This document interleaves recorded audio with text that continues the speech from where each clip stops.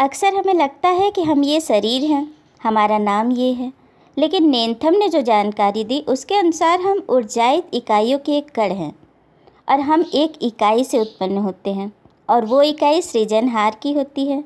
इस प्रकार हमारी आत्मा का प्रत्येक भाग स्वयं में संपूर्ण होता है और हम अपने सृजनहार से कभी भी पूर्ण रूप से अलग नहीं होते हैं।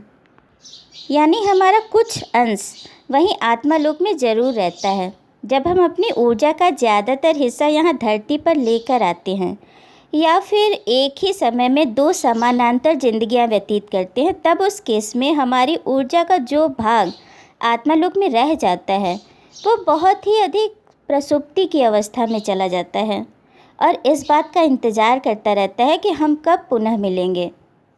अब एक बात यहाँ पर और ध्यान देने वाली है कि किसी ने भी ईश्वर के लिए किसी नाम का प्रयोग नहीं किया, जैसे राम, कृष्ण, जीसस या फिर कुछ और। किसी ने भी इन नामों का प्रयोग नहीं किया, बल्कि सबने सृजनहार, सृजनकर्ता जैसे शब्दों का उपयोग किया है। इससे एक बात तो साफ है कि हम सब एक ही परमात्मा की संतानें हैं, लेकिन यहाँ धरती पर आने के बाद से हमने अपने अपने भगवान बांट लिए। मैं फला भगवान को मानता हूँ, मेरा धर्म बड़ा है, उसका छोटा, ये सब कुछ हम यहाँ धरती पर आने के बाद से दिग्भ्रमित हुए, वरना तो वहाँ आत्मालोक में सब ने एक सुर से एक ही सृजनहार को स्वीकारा है। सब उसी सृजनहार से अलग हुए हैं और पुनः उसी सृजनकर्ता से जाकर मिल जाना है। नेनथम बड़ा खुलकर डॉक्टर न्यूटन के सवालों का जवाब दे रहा था, वरना ज़्यादातर आत्माएं या तो सवालों के जवाब जानती ही नहीं हैं या फिर उन्हें उनके मार्गदर्शकों द्वारा उत्तर देने से रोक दिया जाता है। आगे डॉक्टर न्यूटन उससे उसकी गतिविधियों के बारे में जानने के लिए सवाल करते हैं कि क्या तुम आत्मालोक के उन क्षेत्रों के बारे में कुछ बताओगे जिनमें तुम व्यस्त हो। इस पर नेनथम का जवाब था, जी, ऐसे बहुत से क्षेत्र हैं और मैं उन्हें जानता भी हूँ। फिर वे कितने हैं? माध्यम, मुझे तो केवल 4 का ही ध्यान आ रहा है। डॉक्टर, तब इन कार्य क्षेत्रों को तुम किन नामों से पुकारते हो? माध्यम, मैं इन्हें अहम रहित जगत, सर्व ज्ञान का संसार, सृजन और असृजन का जगत तथा परिवर्तित समय का जगत। अब डॉक्टर न्यूटन का सवाल था, क्या ये सभी जगत या संसार हमारे भौतिक ब्रह्मांड में ही विद्यमान है? माध्यम, मात्र एक ही है, शेष सभी तो ध्यान के आयाम रहित क्षेत्र हैं। डॉक्टर, ठीक है, तब चलो आयाम रहित क्षेत्रों से अपनी बात शुरू करते हैं। क्या ये तीनों क्षेत्र आत्मालोक में ही आत्माओं के उपयोग के लिए स्थित हैं? माध्यम, जी, आत्मालोक में ही हैं। डॉक्टर, तुम इन आत्मिक क्षेत्रों को जगत या संसार क्यों कहते हो? माध्यम, क्योंकि मैं इन्हें आत्मिक जीवन के निवास स्थान के रूप में देखता हूँ। तो इसका मतलब यह हुआ कि ये तीनों मात्र मानसिक जगत हैं? जी हाँ, इनका ऐसा ही रूप है। डॉक्टर, किंतु यह अहम रहित जगत क्या है? माध्यम, यह अध्ययन करने का एक स्थान माना जाता है। डॉक्टर, वैसे मैंने इसके बारे में सुना है तथा इसे विभिन्न रूपों से पुकारा जाता है। क्या इसमें प्रारंभिक शामिल नहीं है? माध्यम, आपने ठीक ही कहा है। यहाँ पर 9 सृजित आत्माएं यह जानने का प्रयास करती हैं कि वे क्या हैं। इसे उत्पत्ति का स्थल भी जाना जाता है। डॉक्टर, क्या अहम व्यक्तित्व आत्माओं को अनियोजित तरीके से दिया जाता है और या फिर प्रारंभिक आत्माओं को अपना भौतिक शरीर चुनने का हक होता है? माध्यम, देखिए, ये नूतन आत्माएं चयन के बारे में असक्षम होती हैं। किसी भी आत्मा को जो चरित्र मिलता है वह इस बात पर निर्भर करता है कि तुम्हारी ऊर्जा किस तरह से एक साथ है और उसके लिए किस रूप में एकत्र की गई है। डॉक्टर, क्या आत्मिक विशेषताओं की पहले से ही कोई सूची तैयार रखता है ताकि एक आत्मा में एक प्रकार की विशेषताएं ज़्यादा होती हैं और दूसरी आत्मा में किसी और तरह की? माध्यम, मेरे विचार में हमें जैसा भी रूप दिया जाता है उसका निर्णय करने के बहुत से कारण होते हैं जो कि मैं जानता हूँ। उसके मुताबिक जब एक बार अहम भावना दे दी जाती है तो एक आत्मा व सृजनहार के मध्य एक प्रतिज्ञा पत्र सा बन जाता है। डॉक्टर, अपनी इस बात को कुछ और तरीके से स्पष्ट कर सकोगे क्या?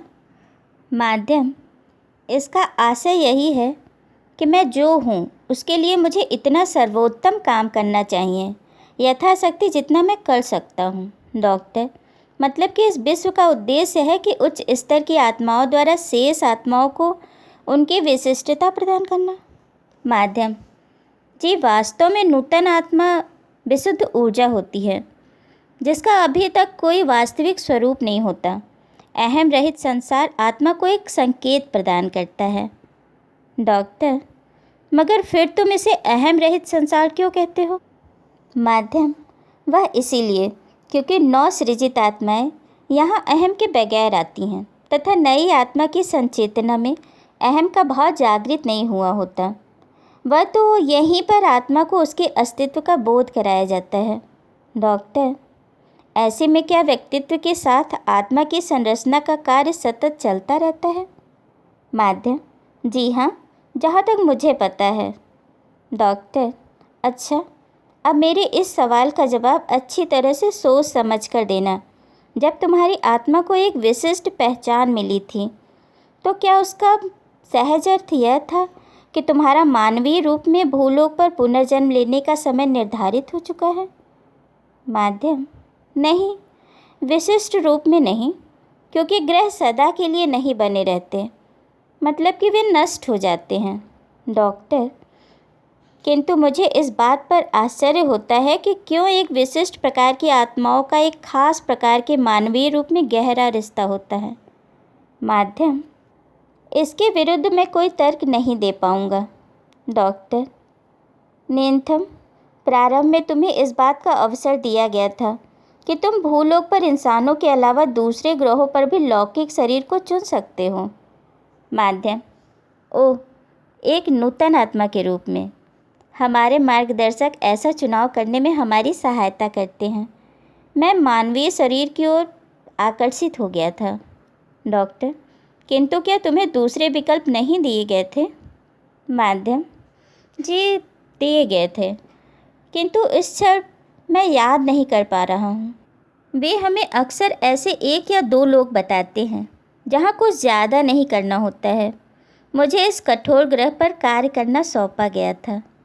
डॉक्टर, तुम्हारा मतलब है कि भूलोक को एक कठोर ग्रह माना जाता है? अब यहाँ देखिए, धरती को एक कठोर ग्रह माना जाता है। क्यों? क्योंकि दूसरे ग्रहों पर या तो शारीरिक असुविधा होती है या फिर मानसिक, लेकिन धरती ही एक ऐसा अकेला प्लेनेट है जहाँ पर शारीरिक और मानसिक दोनों ही समस्याएं झेलनी पड़ती हैं, और यहाँ पर जन्म लेने वाले को बहुत ही साहसिक माना जाता है। आगे नेंथम ने बताया, बिल्कुल, कुछ लोगों में आत्मा को शारीरिक असुविधा, यहाँ तक कि कष्टों तक से पार पाना पड़ता है, जबकि दूसरे ग्रहों पर मानसिक हो रहती है। मगर पृथ्वी पर यह दोनों ही बातें होती हैं। हमें कठोर लोकों में अच्छा कार्य करने के लिए प्रशंसा मिलती है, और जो ज़्यादा यात्रा नहीं कर चुके होते वे हमें साहसिक व्यक्ति कहते हैं। डॉक्टर, भूलोक पर तुम्हें सबसे अच्छी बात कौन सी लगती है? माध्यम, इंसानों में एक दूसरे के प्रति संघर्ष करते हुए भी उनके मध्य में संबंधों की जो भावना रहती है, वे एक ही समय में प्रतिस्पर्धा भी करते हैं और वो एक दूसरे के साथ सहयोग भी करते हैं। डॉक्टर, लेकिन क्या यह परस्पर विरोधाभासी नहीं है? माध्यम, मुझे भी यही पसंद है। अत्यधिक घमंड और आत्मसम्मान को चाहने वाली एक ऐसी भ्रमशील प्रजाति जो चिंतनकारी झगड़ों में लिप्त रहती है। आपको शायद पता नहीं कि मानवीय मस्तिष्क कितना अनूठा है। डॉक्टर, वो किस प्रकार? माध्यम, इंसान जहाँ अत्यंत आत्मकेंद्रित होता है वहीं असुरक्षित भी होता है। वे अपने चरित्र को जहाँ नीचता की हद तक ले जाते हैं वहीं उसमें अत्यधिक दयालुता की क्षमता भी होती है। भूलोक पर भी दोनों प्रकार के रूप देखे जाते हैं। वहाँ मानवीय मूल्यों में हमेशा रस्साकसी चलती रहती है। यह अनेकता का भाव मेरी आत्मा को बहुत भाता है। डॉक्टर, भूलोक पर जो आत्माएं भेजी जाती हैं उन्हें मानव शरीर की और कौन कौन सी चीज़ें ज़्यादा उपयुक्त लगती हैं? माध्यम, हम में से जो भूलोक पर विकसित होती हैं उन्हें इस बात की आज़ादी होती है कि वे जीवन से परे की बातों को जानने में मनुष्यों की सहायता करें और साथ ही इस बात में भी मदद करें कि वे अपने मनोभावों द्वारा परोपकार की भावना को व्यक्त कर सकें। जीवन के लिए संघर्ष की भावना यह एक ऐसी विशेषता है जो मानवता को अत्यंत महत्वपूर्ण बनाती है। डॉक्टर, मगर इसी के साथ इंसानों में द्वेष की भावना भी तो बड़ी मात्रा में रहती है, उसका क्या? माध्यम, यह तो मनोभाव का एक भाग होती है, लेकिन साथ ही इसका विस्तार भी होता रहता है और जब व्यक्ति दर्द का अनुभव करते हैं तब उनका सर्वोत्तम रूप एकदम दयावान होते हैं। डॉक्टर, तुमने जिन सकारात्मक विशेषताओं का वर्णन किया है वे संभवतः क्या आत्मा द्वारा उत्पन्न नहीं होती हैं? माध्यम, हम तो पहले से ही जो विशेषताएं विद्यमान रहती हैं उन्हें बढ़ाने का प्रयास करते हैं। डॉक्टर, क्या कभी कोई आत्मा अपने अहम के बगैर उस लोक में वापस जाती है जहाँ वह रह चुकी होती है और उसे एक पहचान मिली होती है? माध्यम, जी हाँ, किंतु मैं इस पचड़े में पड़ना नहीं चाहता। डॉक्टर, ठीक है, मैं भी इस विषय को छोड़ देता हूँ, किंतु मुझे बताया गया था कि कुछ आत्माएं जो लौकिक जीवन के दौरान लगातार अनियमित आचरण करती हैं वे वापस आ जाती हैं। मुझे ऐसा महसूस होता है कि ऐसी आत्माओं को दोषयुक्त मानकर उन्हें वापस भेज दिया जाता है ताकि आत्मिक सुधार के लिए उनके मस्तिष्क की एक प्रकार से शल्य चिकित्सा की जा सके। माध्यम, आपने अभी अभी जो कहा उससे मैं अपमानित सा महसूस कर रहा हूँ। आखिरकार ऐसा विचार आपको आया कैसे? जिन आत्माओं के विकास के मार्ग में गंभीर बाधाएं उत्पन्न हो जाती हैं उन्हें सकारात्मक ऊर्जा की पुनः स्थापना के द्वारा सुधारा जाता है। डॉक्टर, किंतु क्या यह प्रक्रिया केवल लौकिक आत्माओं के लिए ही होती है? माध्यम, नहीं, हर कहीं की युवा आत्माओं के लिए अंतिम उपाय के रूप में ऊर्जा की इन पुनः स्थापना की ज़रूरत पड़ती है। डॉक्टर, इन पुनः स्थापित आत्माओं को क्या फिर से उनके समूहों में वापस जाने दिया जाता है और क्या अंततः वे लौकिक जगत में पुनर्जन्म लेती हैं? माध्यम, आपका कहना बिल्कुल सही है। डॉक्टर, अब एक बात बताओ कि तुम अहम रहित संसार के साथ ज्ञान जगत की तुलना कैसे करते हो? माध्यम, वे तो एक दूसरे के अत्यंत विपरीत हैं और यह ज्ञान जगत युवा आत्माओं के लिए नहीं होता। डॉक्टर, क्या तुम कभी इस ज्ञान जगत में गए हो? माध्यम, नहीं, मैं उसके लिए अभी तैयार नहीं हो पाया हूँ। मुझे तो उसके बारे में केवल इतनी सी जानकारी है कि हम सभी वहाँ जाने के लिए हमेशा ललायत रहते हैं। डॉक्टर, तब तुम इस आत्मलोक के बारे में और क्या कुछ जानते हो? माध्यम, यह एक चिंतन मनन का स्थान है, योजना और प्रारूप का अंतिम मानसिक जगत। मैं आपको केवल इसके बारे में इतना ही बता पाऊँगा कि यह सभी विचारों की आखिरी मंजिल होती है। यहाँ पर सभी जीवित व्यक्तियों की ज्ञानेंद्रियों का आपसी तालमेल बैठाया जाता है। डॉक्टर, फिर तो ज्ञान जगत अपने उच्चतम रूप में अमूर्त होता होगा। माध्यम, जी हाँ, यहाँ पर ज्ञान के रूपों को, विवेकों को आदर्शों के साथ मिलाया जाता है। यहाँ एक ऐसा आयाम है जहाँ सभी उम्मीदों और सपनों की सिद्धि संभव होती है। डॉक्टर, ठीक है, मगर जब तुम अभी तक वहाँ नहीं गए हो तो तुम्हें इन बातों का पता कैसे चला? माध्यम, हमें इसकी बस झलक भर दिखाई जाती है, हमें प्रोत्साहन देने के रूप में, ताकि हम अपने कार्यों को पूरा करके अपने मास्टरों से मिल सकें। अब यहाँ पर नेंथम को ज्ञान जगत की सिर्फ झलक से दिखाई गई है, और ये झलक क्यों दिखाई गई होगी? शायद प्रोत्साहन देने के लिए कि जब तुम और अच्छा कार्य करोगे और ऊपर के लोकों में जाओगे तब तुम ज्ञान जगत में जा सकते हो। और ये ज्ञान जगत विवेक और आदर्शों को मिला जुला रूप है। यहाँ सारे सपने पूर्ण होते हैं। इस जगत को बहुत से माध्यमों ने अलग अलग नाम दिए हैं।